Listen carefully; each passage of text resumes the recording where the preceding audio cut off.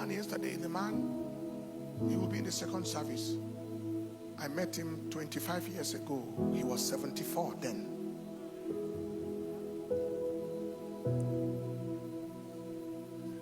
So you can calculate his age of today.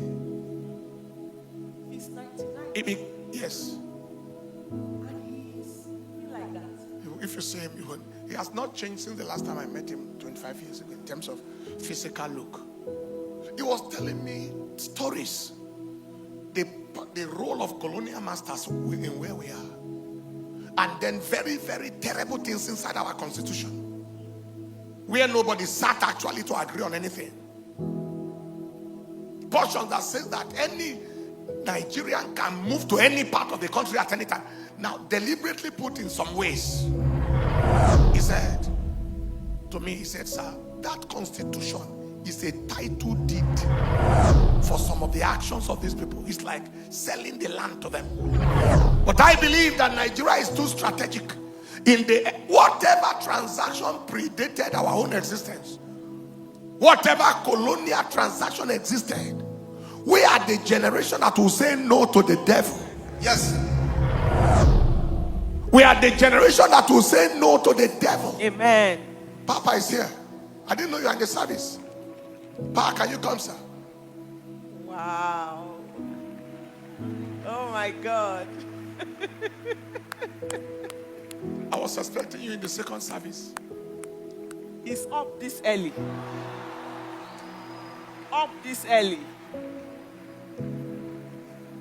2000, the year 2000, I was invited to preach at the Full Gospel Businessmen's Fellowship in Sokoto 25 years ago.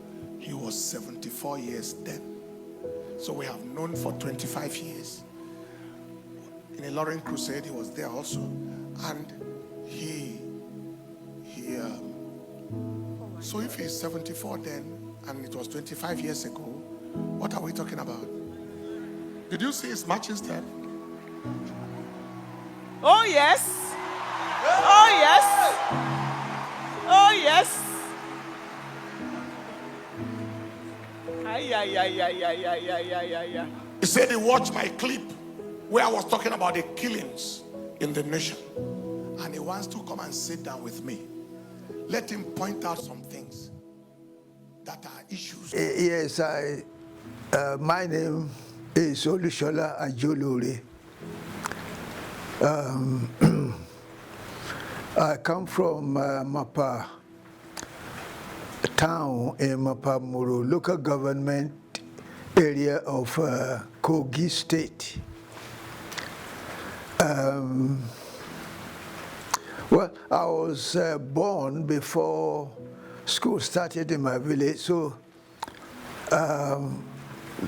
there were no people who did any recording of birthdays.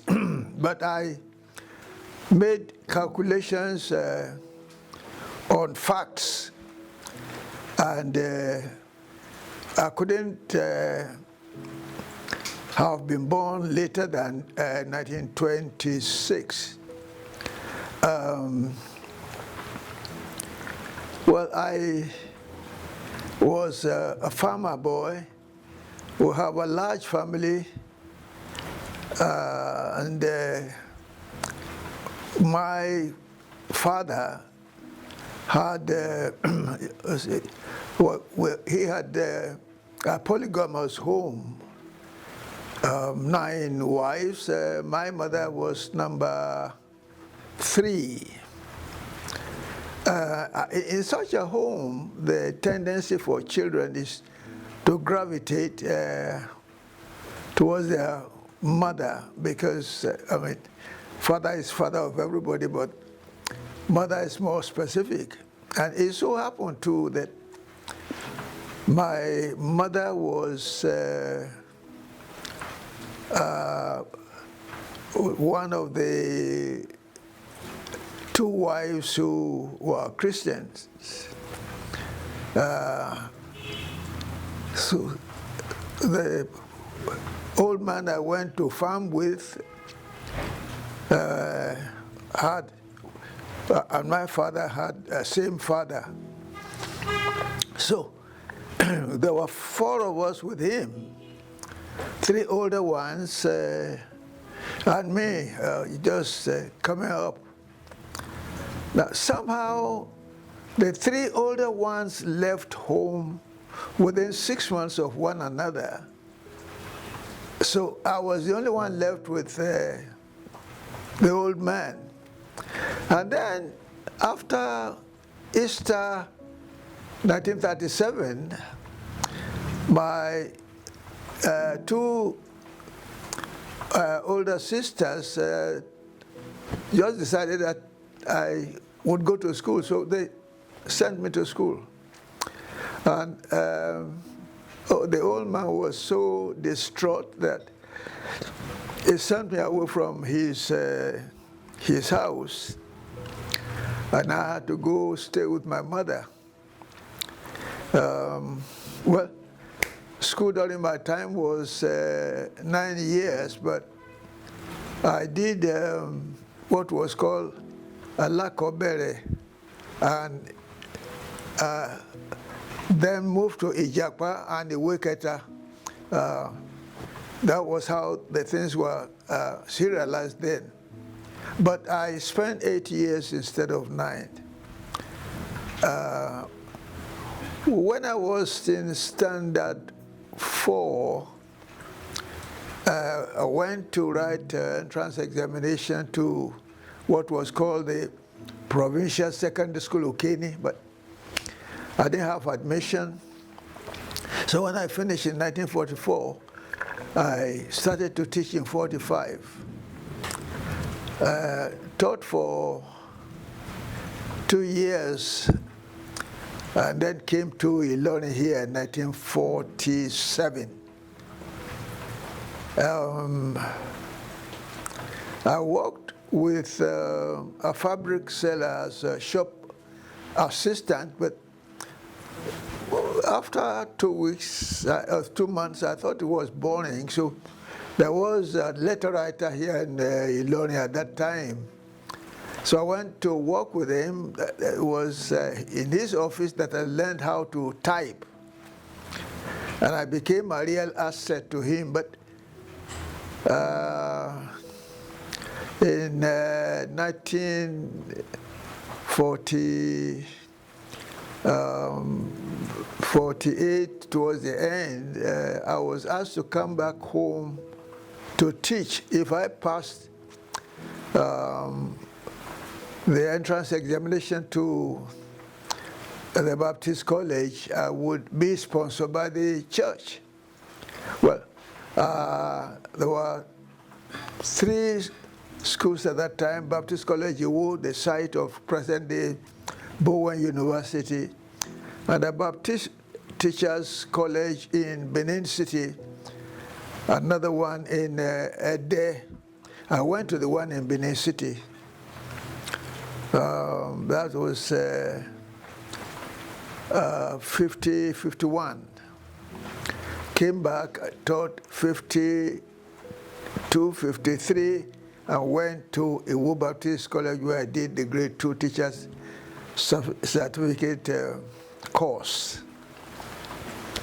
Well, I was sent to teach at Ekiti Baptist Boys High School in Igede, old Ondo province, but present Ekiti State. Taught there for 1 year, 8 months. Had admission at the old Nigerian College of Arts, Science and Technology to do A-level. It was a 2-year course. I didn't make all my papers, so I had to stay and do the advanced teachers course, popularly called Kelaway in Zaria. By 61, I went to the University of Ibadan, where I finished in 64, and was posted back to Ilori at that time to what was called Provincial Secondary School, PSS. The same school is now called GSS, Government Secondary School. I taught there 64, 65. By September 65, I had a Commonwealth Bursary Award to go and do the teaching of English as a second language in Manchester University, United Kingdom. I came back to the Minister of Education, but it didn't look like I was welcome, so I found my way to the University of Lagos in 1968. By 1970, I had a half-time assistantship at the University of Illinois, Urbana-Champaign in the United States. So I went there, did the doctorate. I came back to the University of Lagos in 1973. I worked there for just about a year before I moved to what we thought was going to be an affiliate of Ahmadu Bello University. It was the College of Technology, Kwara State College of Technology. Politicians came, by 1980, my appointment was terminated. I went to court against that termination. I won at the lower court, but there was nothing said about pension, so I decided to appeal the judgment. At that time, the appeal court was in Kaduna, so I will have to go from here to Kaduna. I can never forget the kindness of my friend, Chief Peter Olusola son. He was the one who took up the case. I didn't have any money to pay him, but he took on the case, and we pursued it to Supreme Court. I lost at the Supreme Court, and I can understand why I lost, because the first appearance at the Supreme Court, the judge who handled the case in the Lorne had already been promoted to the Supreme Court. At the second appearance, two of the judges who handled the case at the appeal court in Kaduna were already Supreme Court judges and were part of the panel to handle the case. Well, I lost, so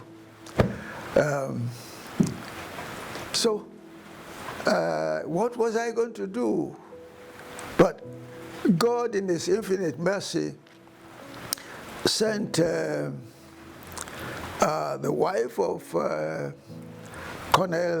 late Colonel, well, I think he became general before he passed on, or Jomo.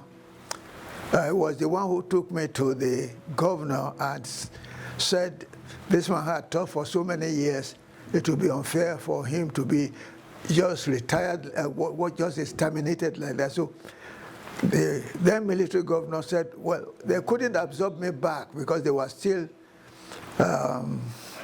reorganizing the college, but that he thought it would be unfair to deprive me. So that's how I came on pension.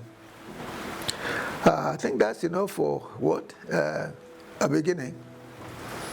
Yes, sir. Thank you so much, sir. All right. Let me jump to the main goal of the discussion tonight. Yes.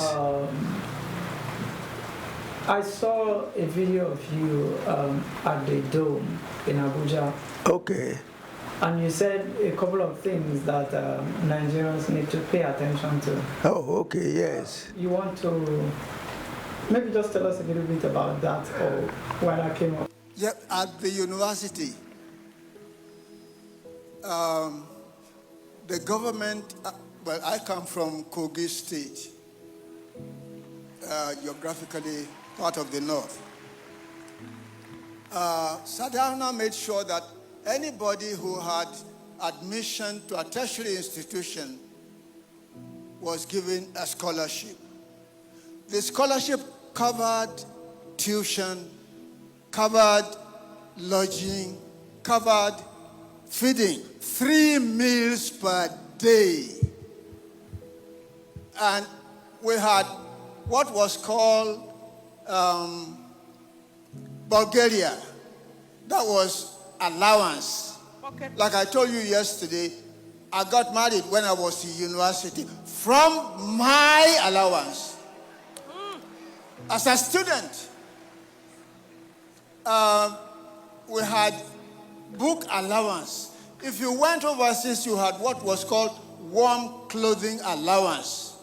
And like I was saying yesterday, what was Sadauna using for money compared with the money that is available now, that some people, some governors earn more than 1 billion naira per month for security vote. Sir, my firstborn, I was at the university the year I graduated. My friend and I rode on his scooter. We left Ibadan at 12:30 a.m. and got to Ilorin at 4:30 a.m. on a scooter. Security. There was nothing to be afraid of. Because each region took care of its own children. Like I said yesterday, sir, that constitution is the title deed. The day it comes down and we have a constitution drawn by us, that's when we'll be free. Oh, there's a whole lot, but I'll try and see what I can do about it. Well, by the 1885 Berlin Conference, there was this partition of Africa, Nigeria, what is now called Nigeria, fell into the hands of the Royal Niger Company. The British government coming on the heels of that,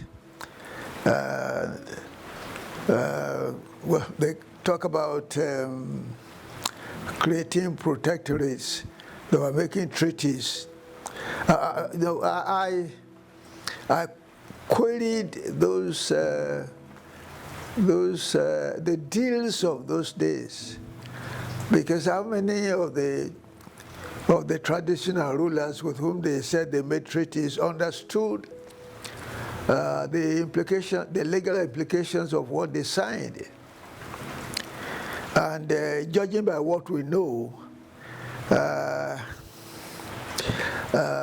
couldn't many of them have signed without knowing what they signed, what they appended their signatures to? Anyway, there came to be the Protectorate of Southern Nigeria and Northern Nigeria, well, Protectorate of the South and of the North. Lord Lugard, by what we know now, thought that because the South was really buoyant and could more than provide for its administration, the North was not able to. So he thought that if, well, the British government therefore had to subsidize the running of the North. So he thought that if the two protectorates were brought together, administration would be just one rather than two. Also, there will be money to run the two. Also, the North will have access to the sea. There was no thought about the religious divergences, the ethnic differences. It was just what was pleasing the British. And it so happened that even that under that amalgamation, which somebody described as a marriage of the lady of means to the elegant youth, the lady of means being the south, the elegant youth being the north.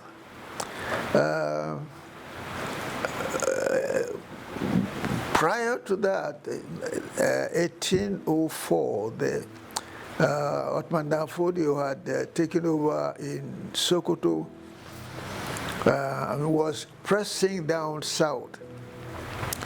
I think that's my judgment.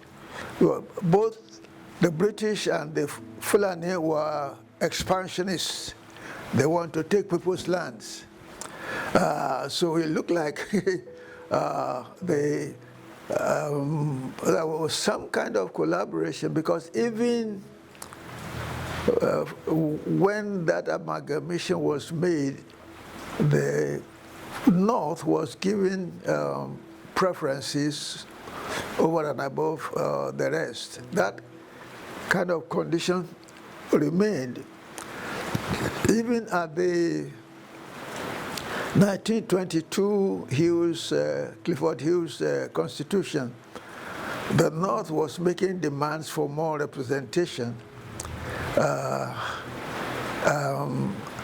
Sir Bernard Bodilon in 1939 was the one who, looking at the land mass, at the North, assumed that everybody was speaking in the Hausa.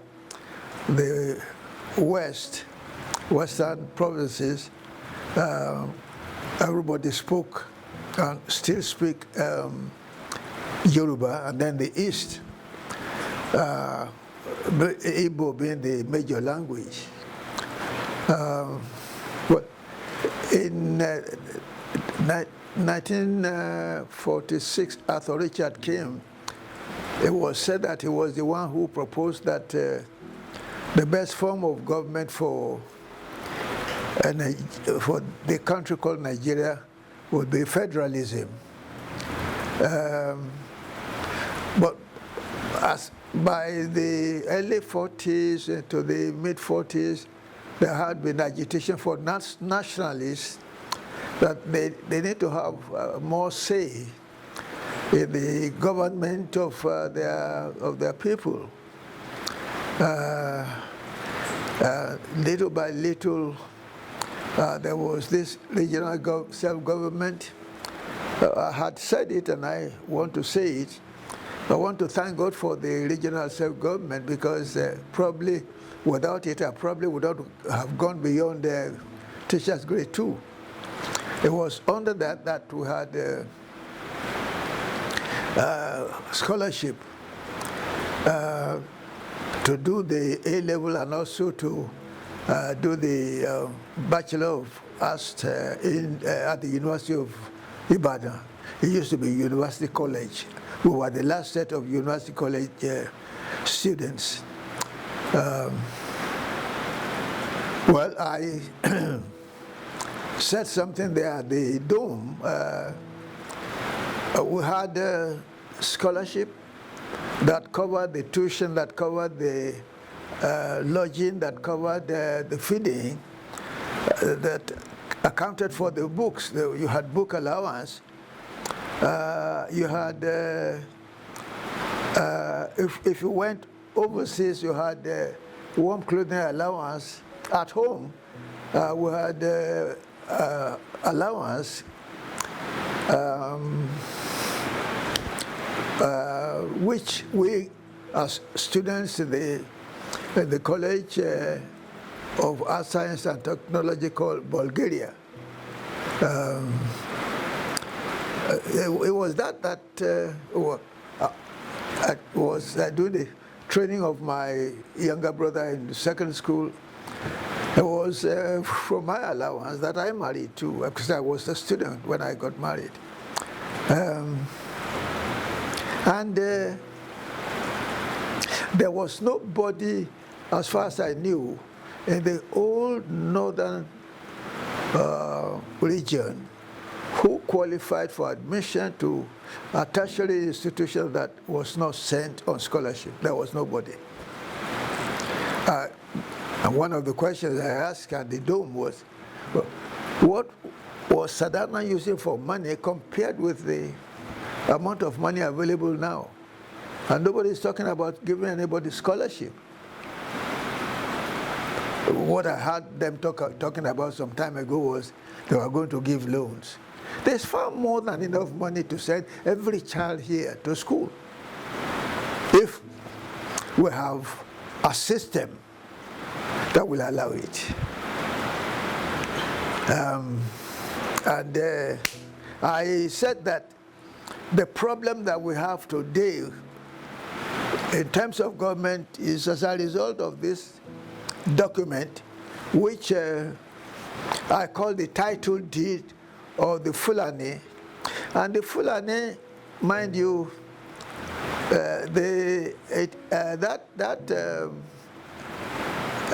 nationality is on a conquest agenda. The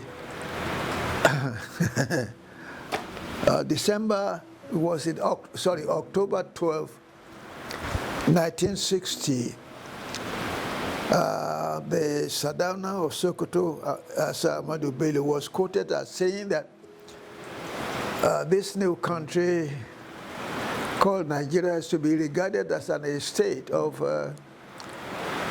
their grandfather, Othman Dan Fodio, and they will hold on to power and using the minority in the north as willing tools and the south as a conquered territory. That virtually is what we see going on.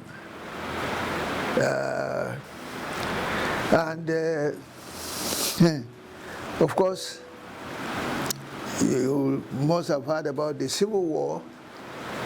Following the Civil War was the 1979 Constitution, which was a rehash of what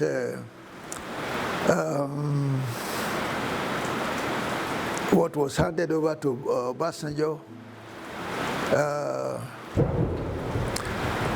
The 1999 Constitution, this one, did I call it Constitution? 1999 Edict, because that's what the book calls itself. Is the document that is holding us down. If this document comes down, we'll have a constitution written by you and me, because actually, what's a constitution? A constitution is just like the kind of document that you use if you're forming a company. You are there, you were able to get Daniel, you were able to get William, you were able, and I'm part of it. So we write a document that will guide the operation of the company. That's what we call a constitution. Now, because you are not free to run it, and he is not, I am not, Daniel is not, we hire a team to be management team. That is what the National Assembly is. It's a management team. They don't have right to change the policy. They don't have that mandate. But this is the document that is supposed to be guiding our operations today. And it allows too many. In fact, the corruption we are talking about, if we have a really good constitution, we'll take care of it. Insecurity is supposed to guarantee it, but what do we see today? And when, when we ran the regional government, every one of the 4 regions had its own constitution. Now, it's unthinkable to have a large expanse of land like Nigeria and governed by one constitution. How do you do it? Okay, suppose someone was arrested when you were coming, you know Gambari there was on your way.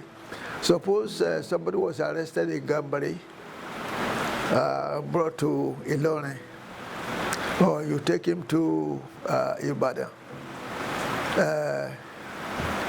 And the police commissioner in Ibadan or Ilone will have to take directive from the Inspector General of Police. If Inspector General of Police says release him, you release him. But how could the Inspector General of Police in Abuja effectively police around the whole country? It's impossible. That is why, Professor Nwabueze was said to have called the Constitution an illogicality. It's illogical to think that just one document for a population like ours. Also, it has under it, the economy of the country.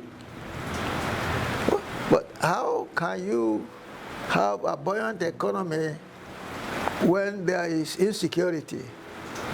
Anyone who wants to establish those that is putting money there, if it's not sure that people will not come and bomb the place or vandalize the place, I don't think he wants to put his money there. And electricity, well, maybe a little part of it had been released, but there is a limit to which any state can generate electricity. Whereas if each person was on their own, they will find a way, because they found a way that at that time, they made sure that electricity was provided. When we were at the University of Ibadan, or when we were at the Nigerian College of Science and Technologies area, I can't remember if we had any power failure. I can't remember. Why is it that now that we are supposed to be more advanced, we have very epileptic electricity? So, and this document, it looks like this document would want Muslims and Christians to continue to quarrel. Why? Whereas at one point it says, no, the federal government or any state shall not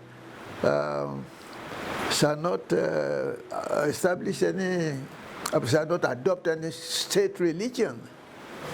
But the same document goes ahead to mention Sharia 73 times. It's a problem.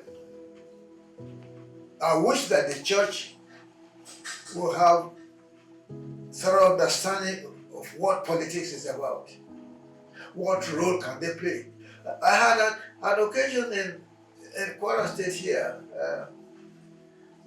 The body of Christ in Kwara State didn't feel happy about appointments, and the governor explained that he was the appointment he was making was at in Kwara Central. Kwara Central, sir, the governor will have to go out of his way to appoint any Christian to anything. He will have to completely go out of his way. And that is not the way politics is played. It is the people who were with you in the party who will get the positions. Well, I was misunderstood, and then I said, let me come and ask you, how many of you are members of the ward of the wards in which you are members of the federal government has no business with education. You see, you remember one young lady, was it that she was said to have committed suicide as a result of the last JAM result?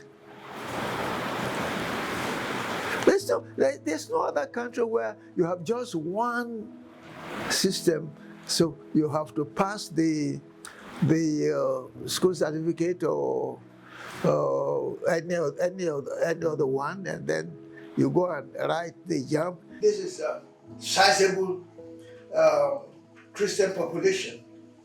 I don't know any. Do we attend their meetings? Even those who go to the National Assembly are picked at the ward level. If you are not there,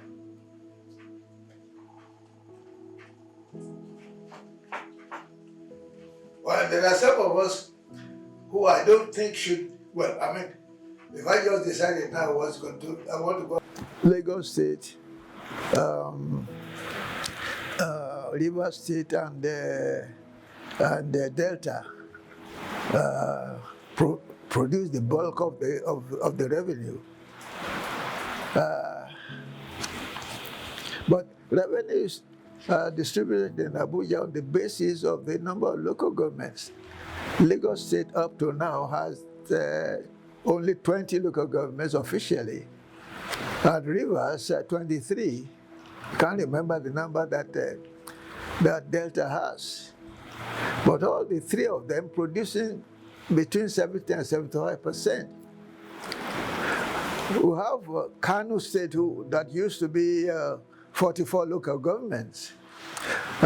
Jigawa was carved out of Kano. Kano retained its 44 local governments. And Jigawa has 27. If you are distributed on the basis of the number of local governments, Kano and Jigawa, producing less than 10% of the revenue, will have more than Lagos, Rivers, and Delta, producing between 70 and 75. That's not fair.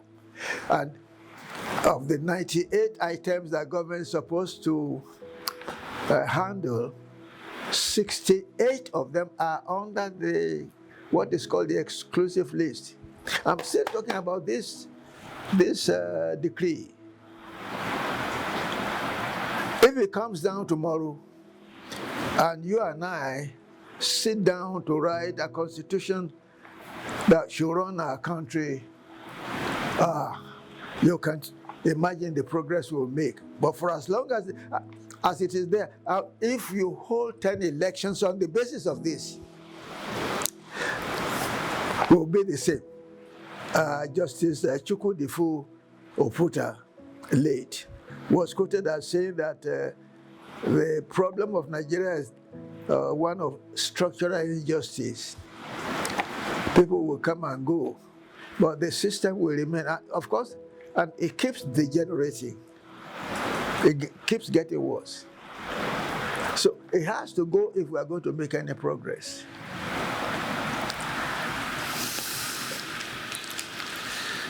All right, sir.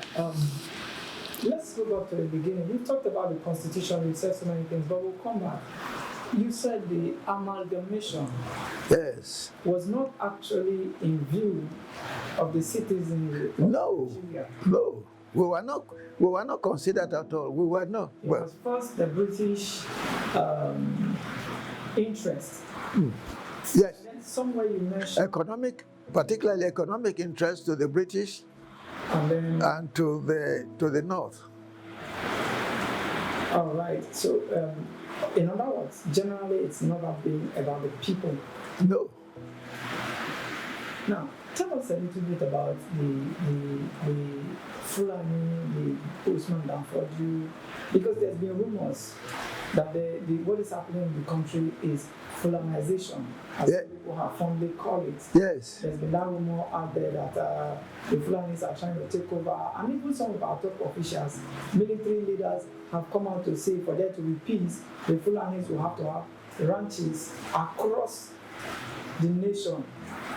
And I can see other nations surviving without cattle herders, having ranches everywhere. So, what do you say? What's the motivation? What do you know about the Fulani's interest in land grabbing, or as it were? Because a governor was recently quoted as saying it is land grabbing actually that is going on under his state, under his watch. What can you say? You don't have to look far.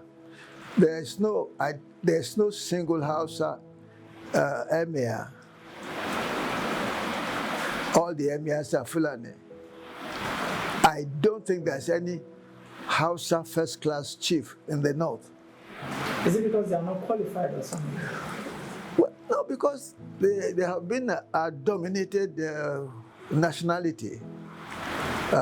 And in their cleverness, when the Fulani came, instead of promoting their own language, they decided to adopt the Hausa language because it was far more widespread.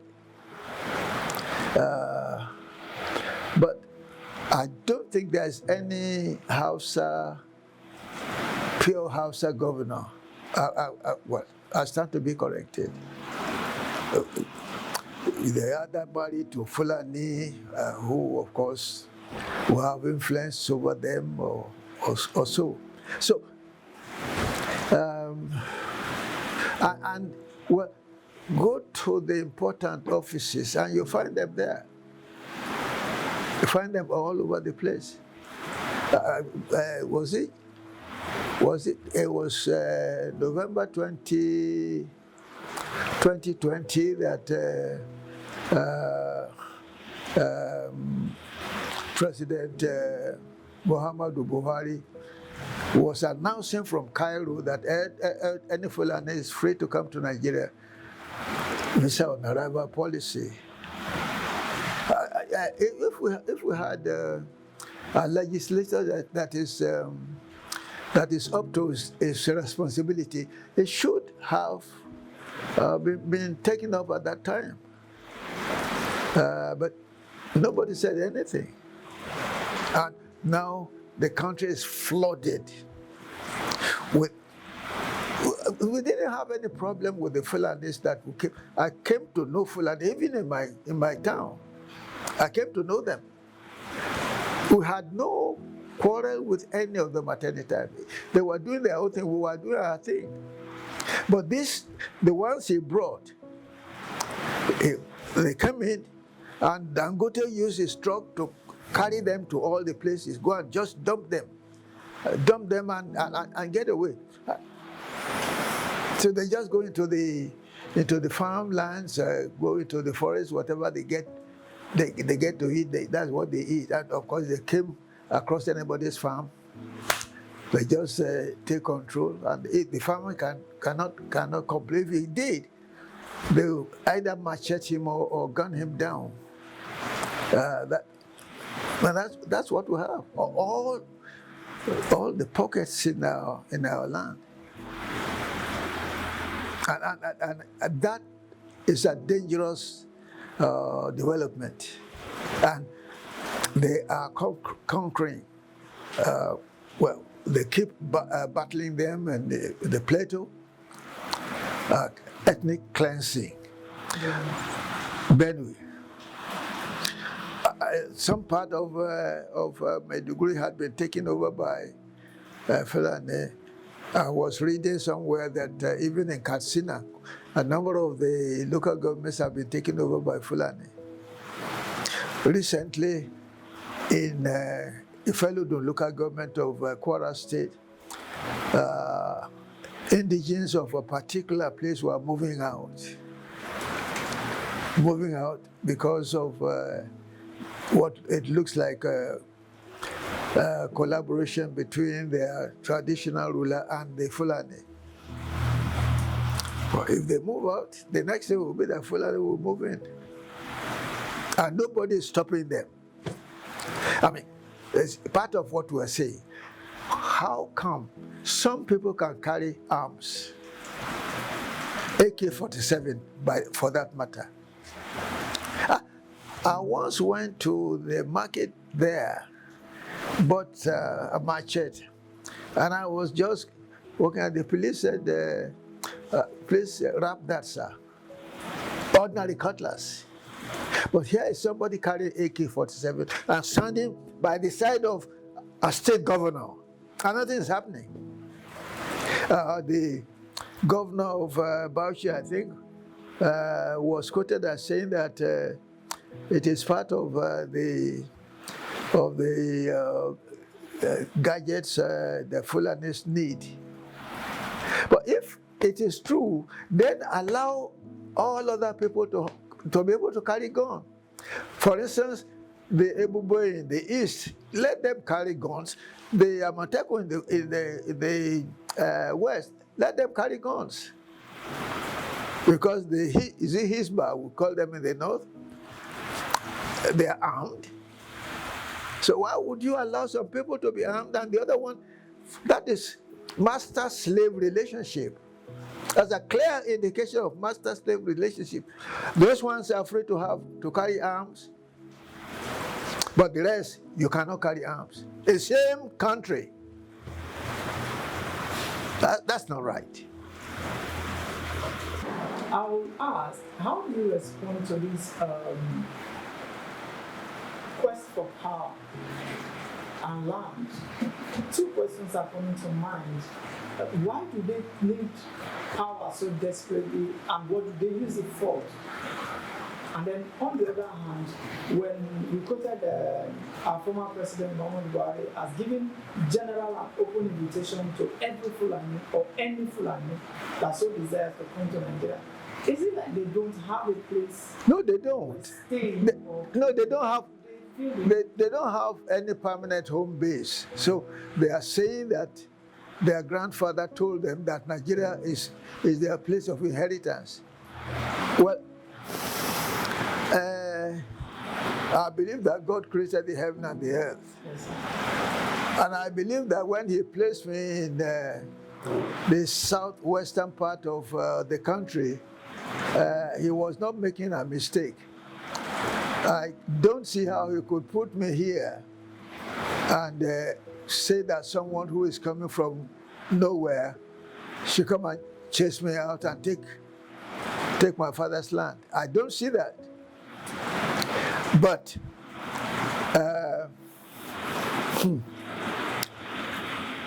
if the Yoruba man says "Igi ganganama gumiloju okere lati logun e," you see a stick pointing to your eyes. If you don't shout from afar, it will come to your eyes. But as it is today, it is already inside. They are already all over the place. Like I said, Dangote will use his truck to carry them and just drop them anywhere he liked. They are in all our forests. Women cannot go to the farm freely as they would go before, because they will be caught and raped, chain raping. The farmers cannot complain if they saw them. I saw one video. I saw Fulani using his cutlass to cut down the maize plant, and throwing them to his cows in somebody else's farm. I mean, in the same country. That's not right. And government apparently doesn't seem to be doing anything about it. So they are pressing down because, well, it was said that they would dip the sword in the Atlantic Ocean. Some people say it's the Quran they want to dip in the Atlantic Ocean. But they are coming. The Yorubas warriors repel them. And the 19th century would not let them go beyond the Iloni really. But they are all over the place now.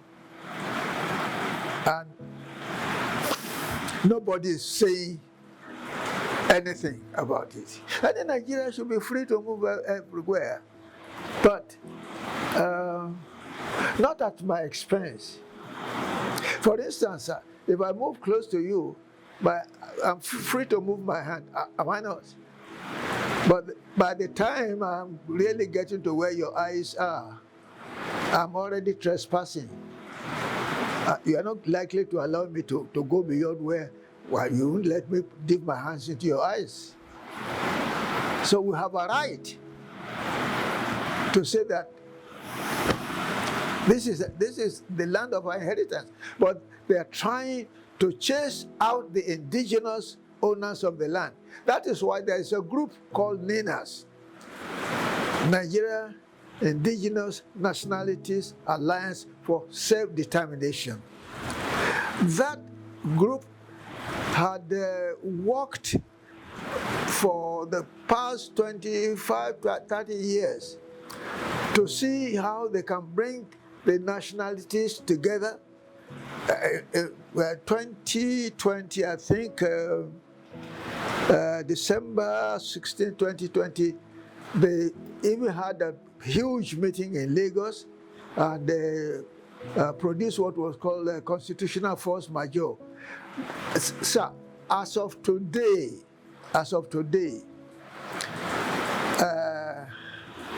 the unitary government that started with the military in 1966 is what we are still running, not a federal government. Not a federal government.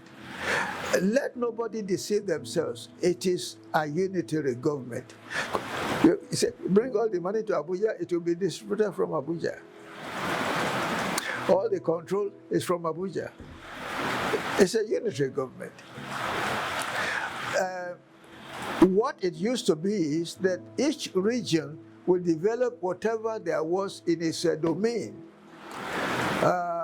and develop itself, but send a particular percentage to the center to run the center. That was what it used to be. But everything goes to the center now. Center now disburses. That's not right. And this constitution allows it. You mentioned NINAS. Quickly talk to us about NINAS and their operation. How far have they gone right now, sir? And are they still working? And how? Oh yeah, they're still working. But if you don't have the financial means, you don't get anything done in Nigeria. So they're working very, very hard and analyzing these things. As it is, NINAS has said that we have to renegotiate the union because the union had broken down. We have to renegotiate. We have to ask Hausa people, Idoma people,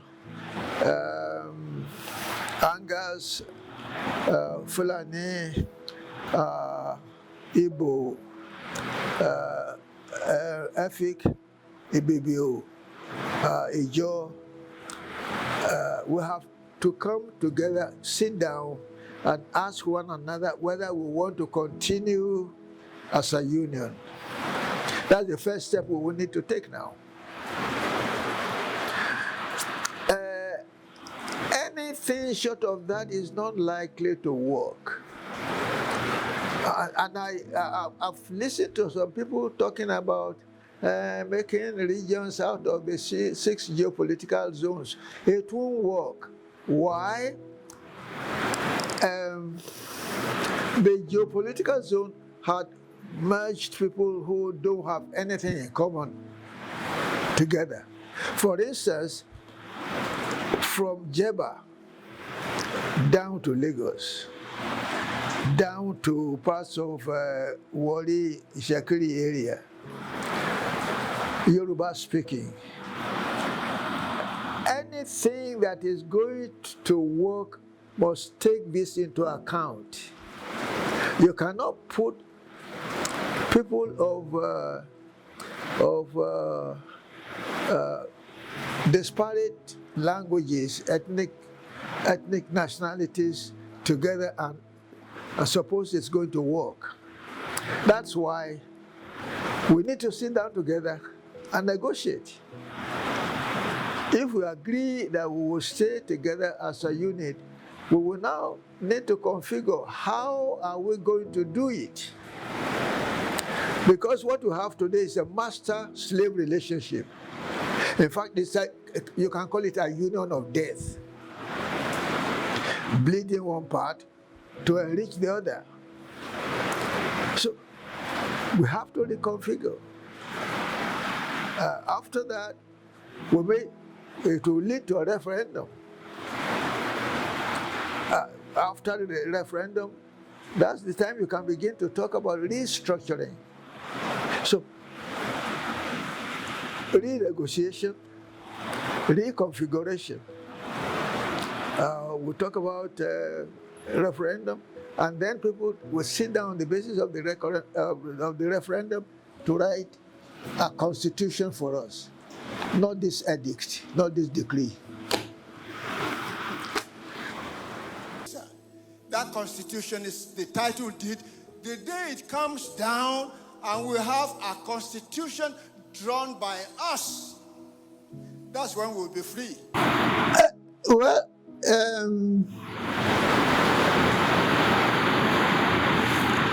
This is the basis of the ruling body. This is the basis of the law of the country. If it is defective, as many lawyers had described it to be, then there's something wrong with it. For instance, late Rotimi Williams Chief Rotimi Williams was said to have described this as a document that lies against itself. And Sagi was said to have said it is a fraud. And late Wabuzi called it an illogicality. I know one clerk, son, described this as a rotten egg. And late Chief Chukwudifu Oputa said it is a system of structural injustice. When there was this attempt at review, and I don't know what they think they can review, the Speaker of the House of Rep, Bajabia Miller, admitted that it was a hurriedly thing done by the military to get away. Now, the apex court of the land, the Supreme Court, described it as the soul and heart of the country. But with all this, it means that it is defective. Let me say, it is sick. Well, I'm not a lawyer. I'm just using the layman's terms. Nigeria is like a vehicle with a knocked engine.